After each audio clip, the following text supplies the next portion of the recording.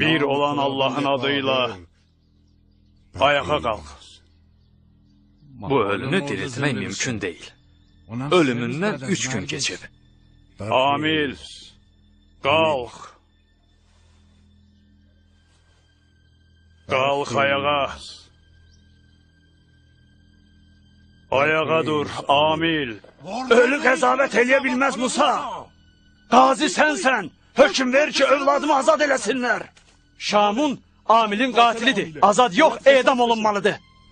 Mən qoymaram. Qoymaram ki, oğlumun qanı yerə tökülsün.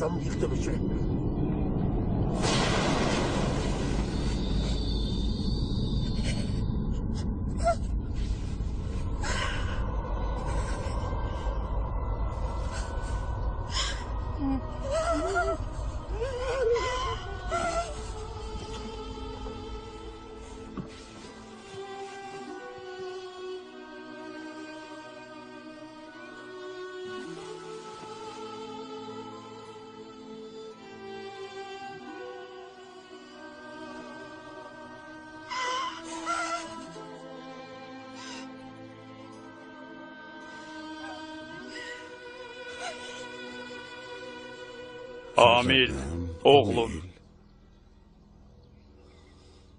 Eğer katili bu adamların içinde görürsense bize nişan ver.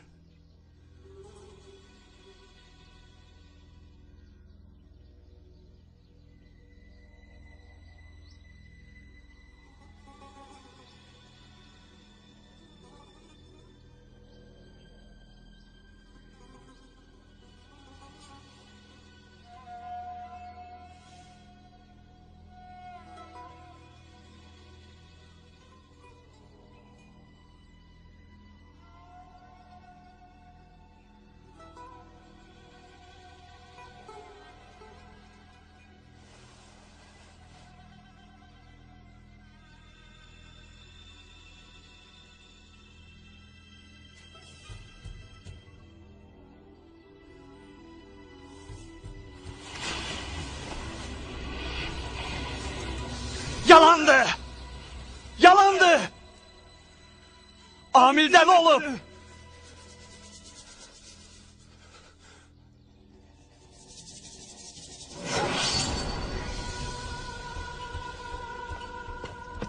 Çekilin! Çekilin! Yoksa sizi helak ederim! Qılıncını qoy yerə Aşin. Yoxsa...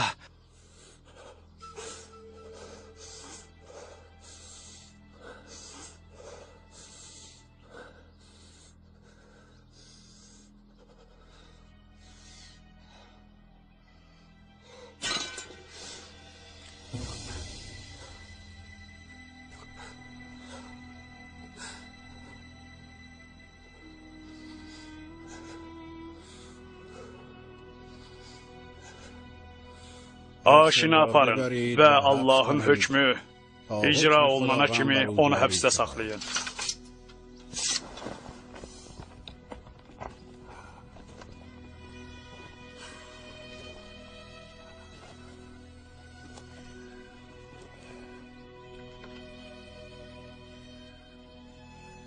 Allah Amilə ikinci həyat əta elədi. Uzun və bərəkətli bir ömür. Ümid eləyirəm ki, hər ikiniz şirin və xoşbəxt ömür sürərsiniz.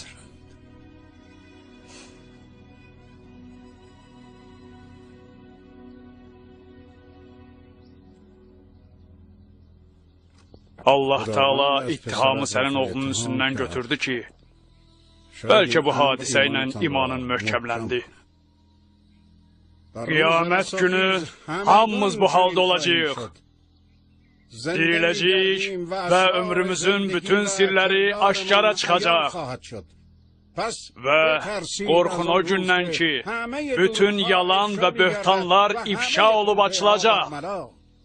Allah Teala bu ölünü diriltməklə öz yenilməz qüdrətini sizlərə göstərdi.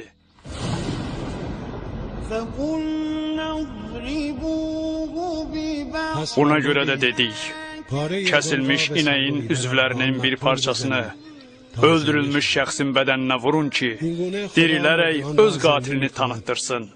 Allah ölüləri bu cür dirildir və öz qüdrət nişanələrini sizə göstərir ki, bəlkə düşünəsiz. Bəqərə surəsi 73-cü ayə.